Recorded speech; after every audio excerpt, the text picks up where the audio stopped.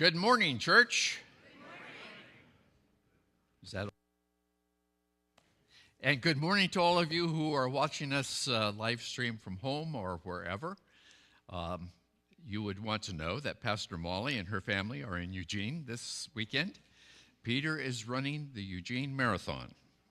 And so they decided that in order to keep them cool, they would start at 7 o'clock in the morning. And hopefully they were dry as well. So, and then would want to remind some of you that we have a few pictures left from Easter Sunday, and you might take a look and see if your face is there and pick those up. And you're welcome to take them home. As Molly has been singing, don't let your kids grow up to be JPEGs. You've got something solid you can put in your hand, and make sure of that. And then our guest today, who will be sharing with us a special message about camping and also about the word that follows through with what John has been talking about, is Colin Cushman, who is the director of Camp Indianola. And so we have him with us. He is a Methodist through and through. He went to Willamette University in Salem, in Boston University in Boston. And so he's thoroughly a Methodist, and we welcome you, and we'll have a chance to stand up and join together in singing. And if you want to that goes with it, it's on 400, page 400. Let's stand.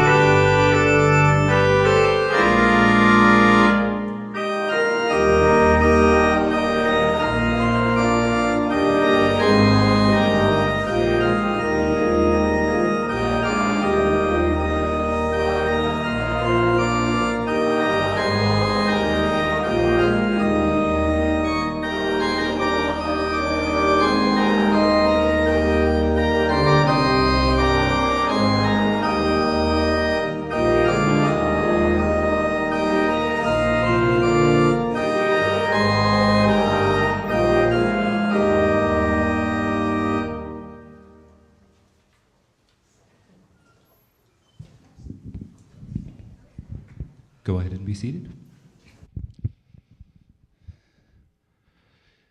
As previously mentioned, my name is Colin Cushman. I am a pastor in this conference as well as the director of Camp Indianola. And I wanted to take a couple minutes. Molly was gracious enough to grant me a few minutes to be able to share with you what's going on at Camp Indianola. So since, as you well know, we've completely solved COVID.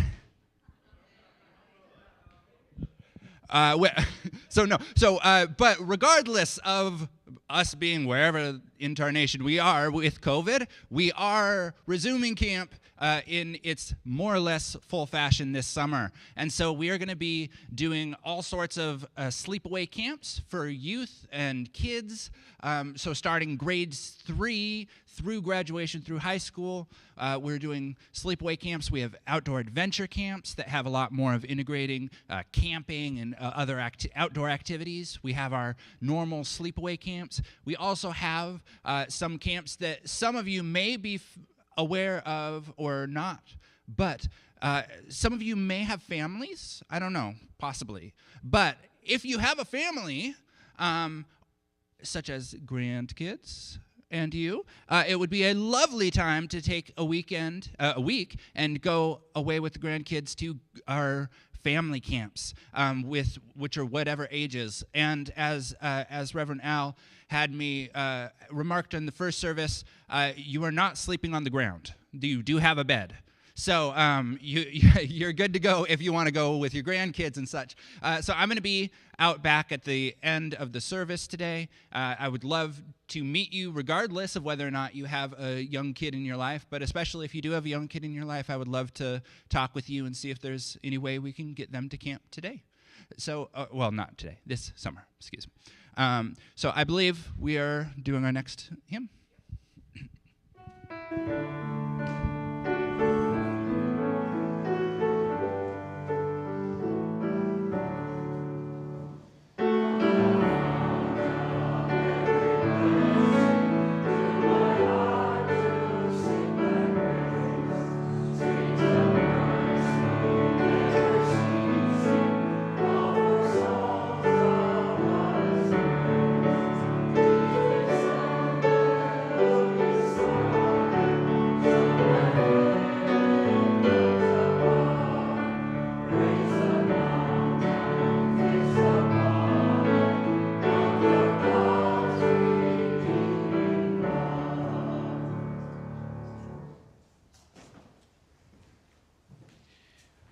Would you join me with prayer? Eternal God, as we have gathered, we are aware there's so much that's going on in our own lives, in the lives that are around us. And there are things that we don't always understand. And sometimes we grieve deeply in the midst of what goes on. It's hard for us, as we look at the world around us, to realize that it's spring. And things are coming back to life, and we're reminded that we are coming back to life as well, and that we can go through these times that are difficult, whether it is the worry that we have about COVID, whether it's friends who are struggling with life around us, whether it's a world that seems to have gone crazy. You are a God who walks with us. And you are a God who brings life back to us.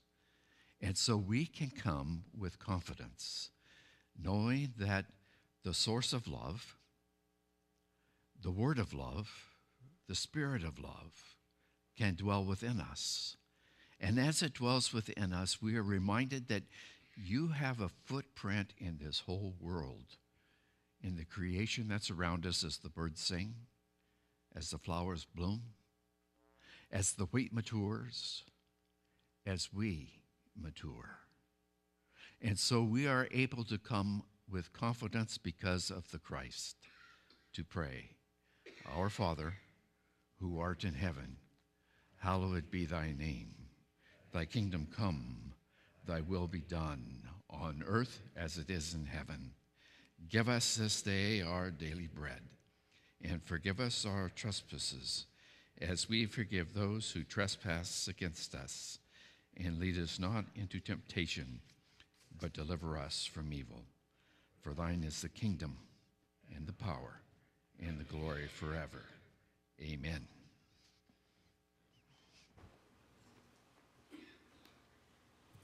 Hear these words from the book of John.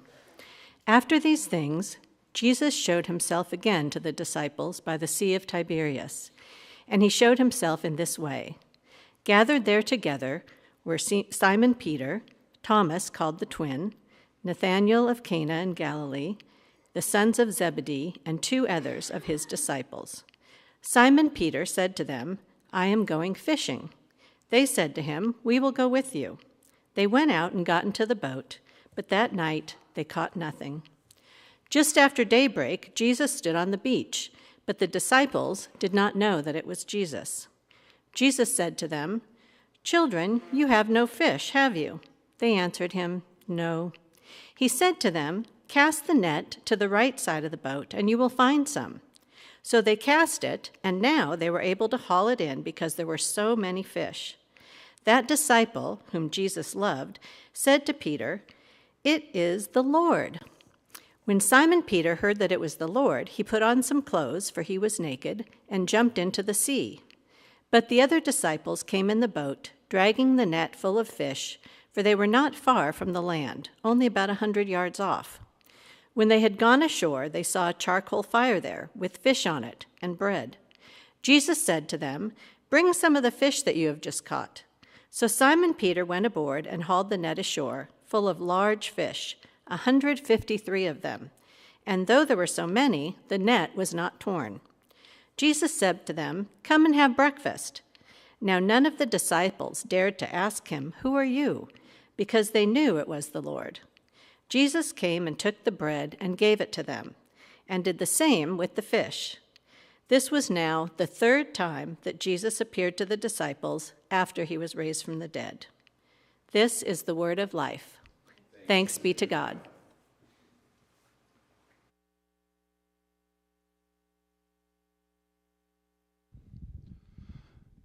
Well, for this morning, I would love to do a rather straightforward task with you guys. I'd love to dive into this story a little bit and try and figure out what it's talking about in the first place, and then secondly, try and take a look at why we as modern-day Christians should even care about this in the first place. So, our story starts off right away by giving away the ending, removing all expense. Quote, Jesus himself appeared again to the disciples at the Sea of Tiberias. So notice what the author is doing. He sets up this dramatic irony, as it's called, where the audience knows something that the characters don't. And so we get to see throughout the story them bumbling around and trying to figure out who it is. Well, we know the whole time who exactly it is. So, story spoiled.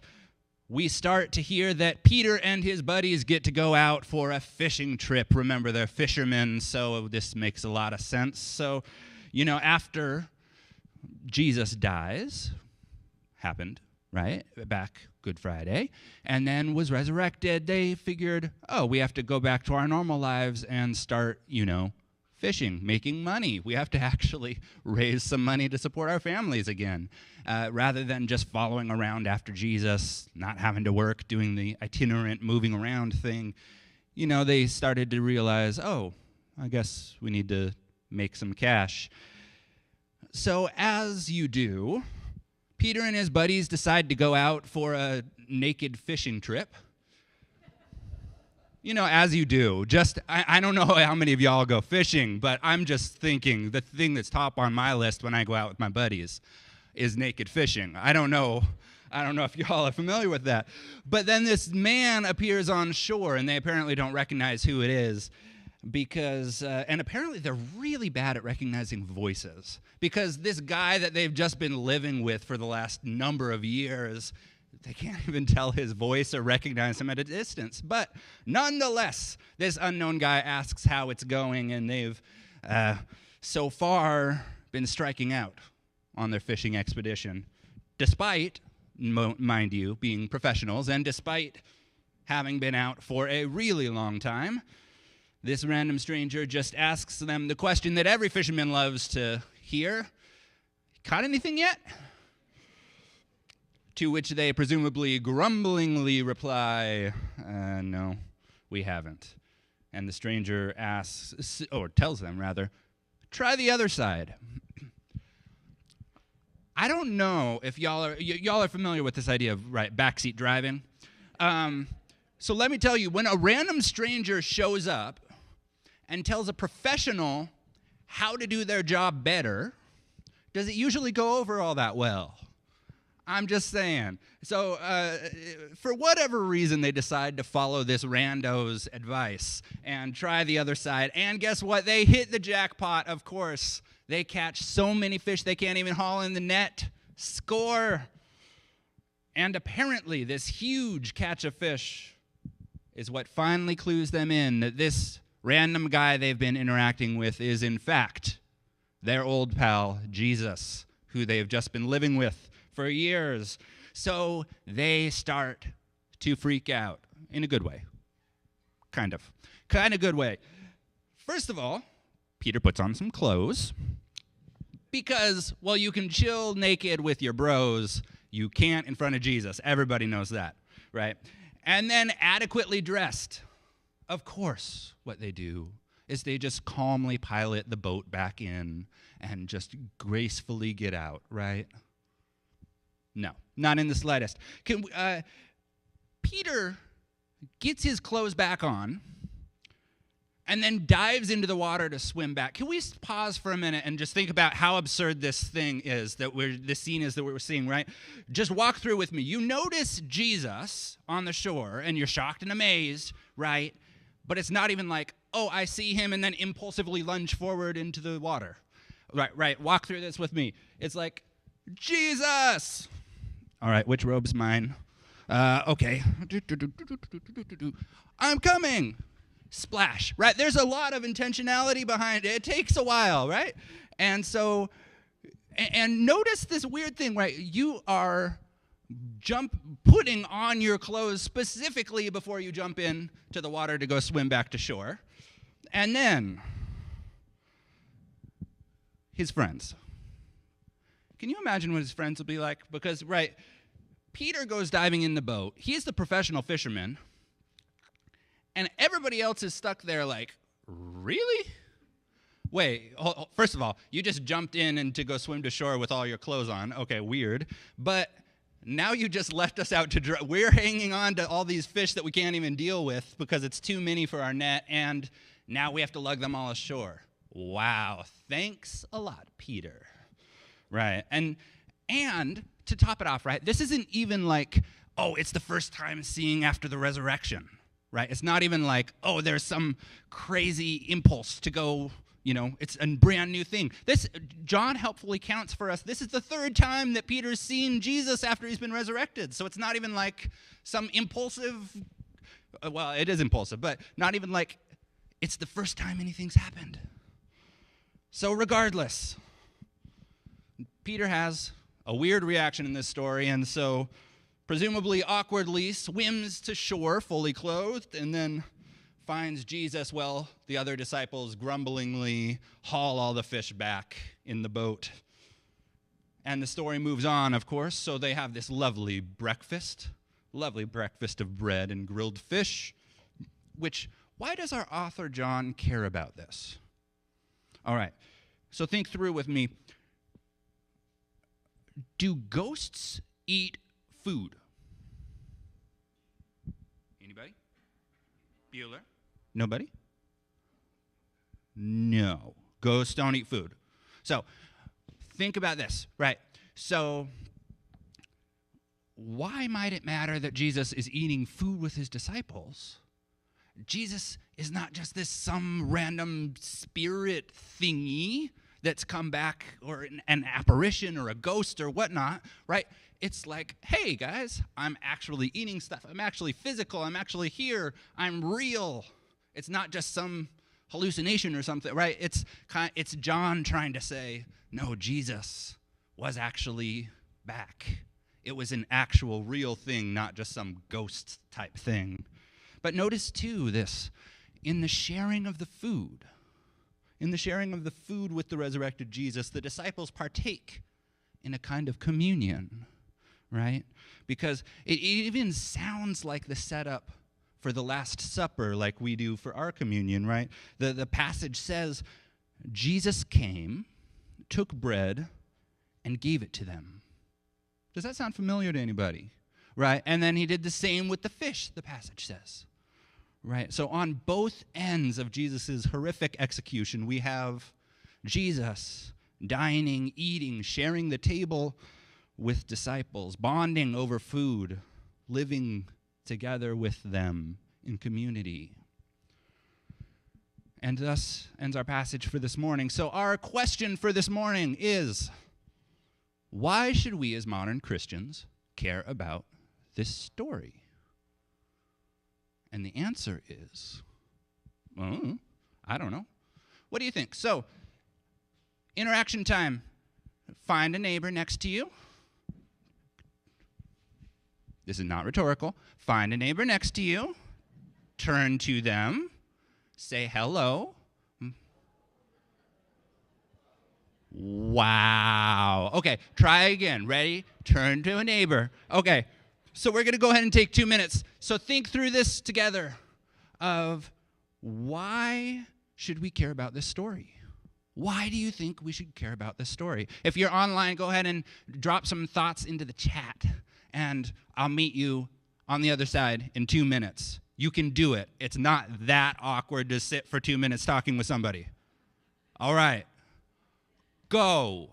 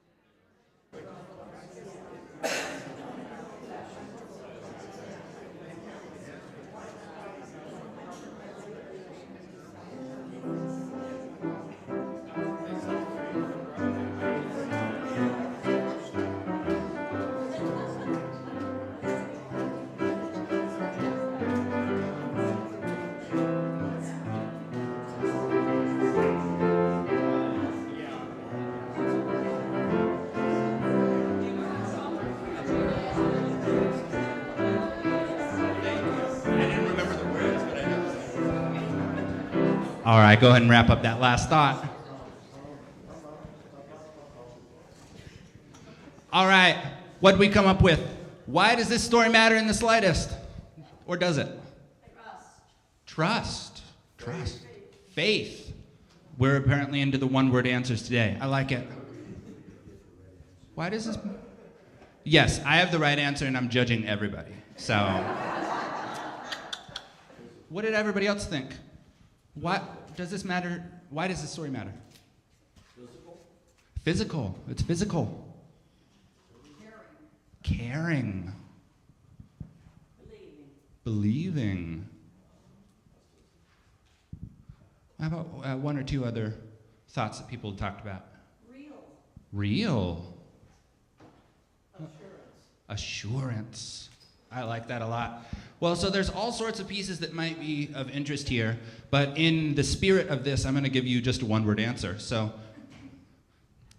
y'all were doing it. I wanted out. But okay, so let's look at one of the things that might be an option. So there's been discussions about this. So if you remember, the Gospel of John is literally one of the most discussed and interpreted pieces of literature in the world. For millennia, people have been doing this. And everybody's been doing just like we were doing, sitting down, talking with people, trying to be like, okay, here's this story. What in tarnation do we make of it? And just like we were doing, they're trying to piece together, okay, what's important about this story? How do we make sense of it? And so the thing is that this gospel in particular, the Gospel of John, is layered with symbolism. And symbols, unfortunately for our purposes, right at the moment, are dynamic. They're not static. And so it's not usually just like bread equals whatever, right? It's usually complicated, and it's not given to you, and you have to dig and wrestle with it and try and figure it out. And maybe even it doesn't even have one set meaning, right? And so for millennia, Christians have been wrestling with this particular story as well and trying to figure out, okay, what incarnation do we make of everything that's happened here? And how do we make sense of the symbols that are in this story? So the disciples caught this huge catch of fish, and I want to hone in on two different symbols in the story that are related to one another: the fish and the net. So the fish, the disciples caught, a huge catch of fish, more than they could count, even though they counted them, 153, but it's huge, it's a lot, right? Big number, cool. All right, but the text specifically mentions that the net didn't tear. And people have been really intrigued by that little statement, that little fact that was thrown in, and they've been thinking a lot about that. And over the years, people have taken all this stuff to mean various things, but maybe try it on this way. Think of this, of Jesus brought people together. The Jesus movement caught fire, and droves of people came together. And let me tell you, wherever 2 or 3 are gathered together, there is going to be a whole lot of arguments and fighting and disagreements and struggles. And so one of the ways that the symbol of the fish has been interpreted over the years is that it refers to the Christian movement. There's hordes of fish teeming in the waters who've been caught by the fire of Jesus. So many you can barely count them. But when you have that many fish, your fishing equipment, at least at the time, isn't designed to hold up to that much strain, that big of a catch. It should have broken the net that they were using to catch those fish, but the net didn't tear, it didn't break. Somehow it was able to hold together this whole struggling, teeming, writhing mass of fish. And the net, in many interpretations, the church, is in fact able to hold together this ragtag, disparate group of writhing fish. Now, I don't know about y'all, but when I think about the church nowadays, I think about a lot of different things. I think about this denomination that is literally splitting apart. Like, I don't know how involved you are in the kind of the insider stuff that's going on in the denomination, but today, literally May 1st, there is a new denomination forming and splitting away from the United Methodist Church called the Global Methodist Church. It's part of the United Methodist Church's bigger split that's happening that you may or may not have heard about. But you see this denomination literally splitting apart over differences. But even on a more personal scale, when we look at the church, we see bickering and gossip and fights over what color the carpet should be and whether there should be a flag in the sanctuary and what bread we should have at communion and why that person did that. Oh, sorry. But that's just in my churches. Y'all won't know anything about that. But I'm sure you've never experienced anything like that before. But yet, there is somehow a way that we all figure out how to live together. That we all figure out how to be in relationship with one another. Somehow this net finds a way to hold all of the chaos and the panic and the obnoxious people and the feuds and the humanness of life. The net still holds all those hard-to-hold fish. And so real quick, and I mean literally this time, turn to your neighbor and repeat after me. Friend. I know we're different. We're different fish. And even though we're different, even though I often don't like you,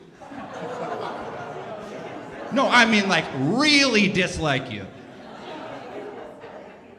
Guys, you are bad at following directions. Okay, this net is big enough to hold us all.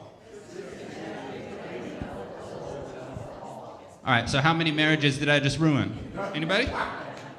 All right. So as you go forth today, as you continue to live alongside all of these other fish beside you, may you always trust that. No matter how different they are from you, no matter how often you guys butt heads with one another, this net can hold. This net can hold us all. May you always trust that. May it be so.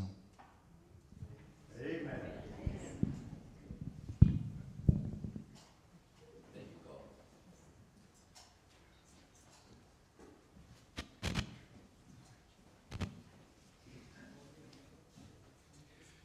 With this scripture, as you were saying, what kind of bread ought we have?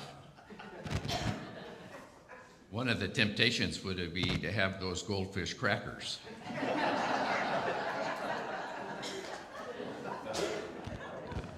But there was a sense in which, when we look at the story,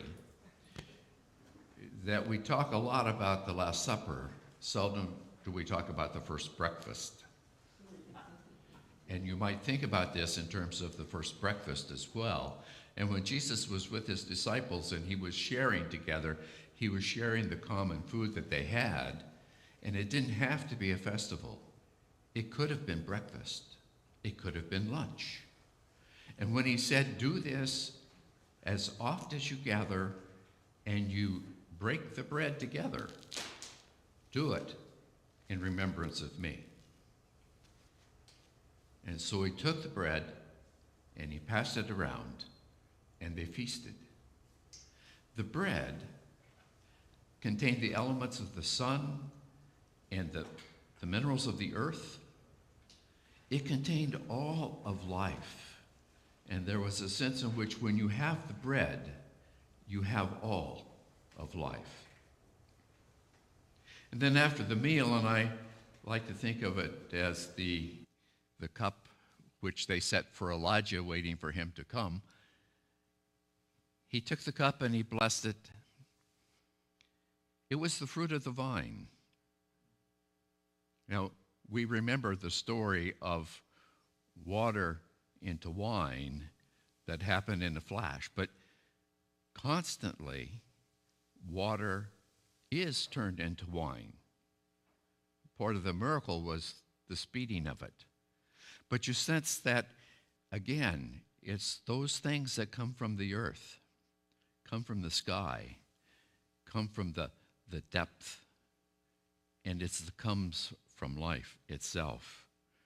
And so Jesus took the bread, he took the wine, and he said, this is for your forgiveness.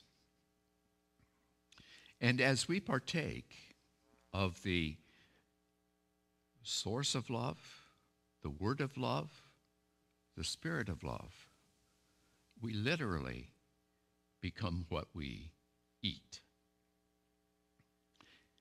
And in the Methodist tradition, this table is not ours, it's God's table. And wherever you are on your faith journey, you are welcome at God's table.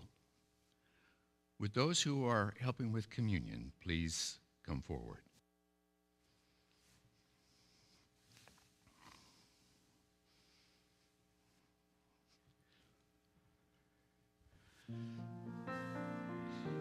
The Gluten-Free Communion will be in the center with Carol Ann.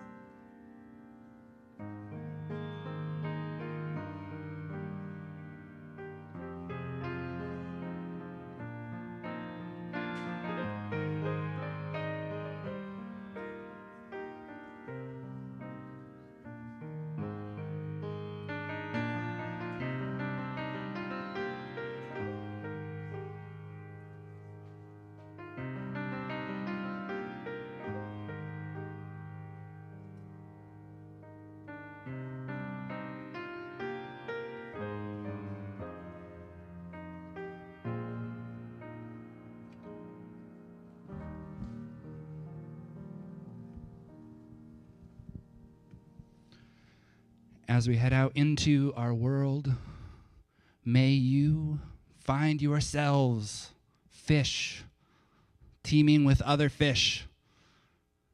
And may you also seek out ways to strengthen that net so that it, in fact, can hold for everyone.